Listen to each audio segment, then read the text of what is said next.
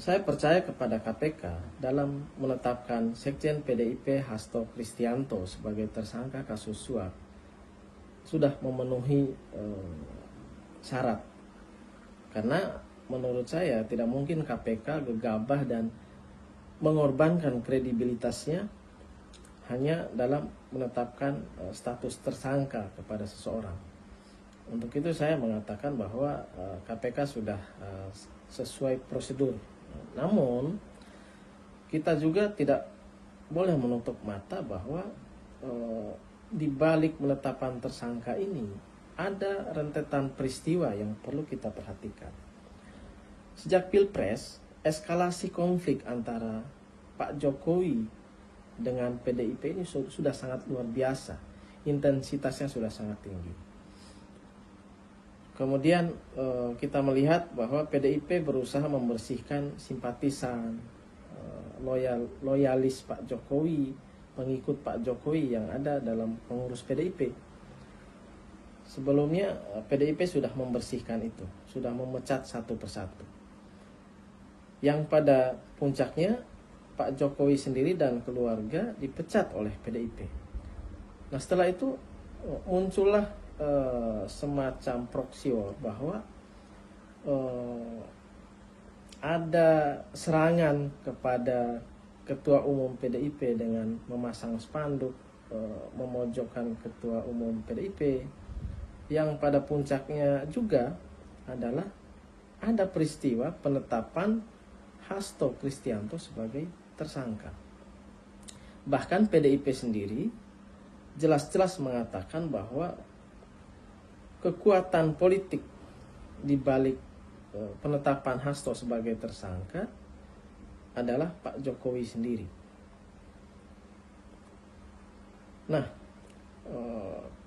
kita melihat peristiwa teranyar bahwa PDIP mengeluarkan ancaman bahwa akan membongkar video keterlibatan pejabat-pejabat negara, bahkan keterlibatan Pak Jokowi sendiri dalam beberapa kasus korupsi, atau yang lebih spesifik juga terkait kriminalisasi Anies Baswedan. Nah bagi saya yang dilakukan oleh PDIP ini merupakan serangan balik atau tekanan politik yang dilakukan oleh PDIP dalam rangka melawan yang menurut mereka adalah kriminalisasi oleh kekuatan politik yang ada di balik KPK dalam tanda kutip. Nah, jadi saya mengatakan bahwa PDIP melakukan serangan balik.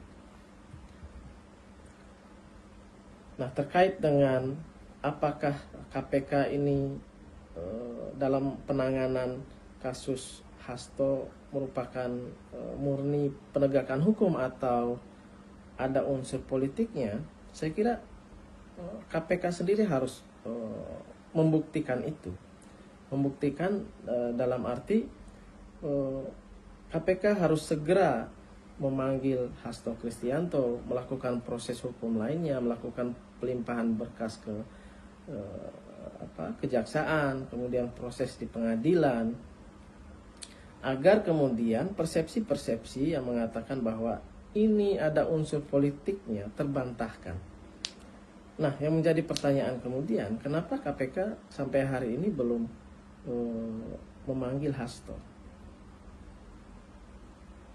Nah, inilah yang menurut saya juga menimbulkan kecurigaan masyarakat terkait dengan kasus Hasto Kristianto ini. Namun secara pribadi saya mendukung apa yang dilakukan oleh KPK dalam rangka pemberantasan korupsi. Apalagi semangat Pak Prabowo sebagai presiden akan mengejar koruptor sampai ke Antartika. Saya juga berharap pimpinan KPK yang baru ini membawa energi baru, membawa harapan baru dalam pemberantasan korupsi. Jangan sampai ke depan lebih banyak persepsi masyarakat dalam penanganan kasus tebang pilih, menghabisi musuh politik dan sebagainya. Untuk itu saya kira KPK wajib membuktikan bahwa ini murni adalah penegakan hukum.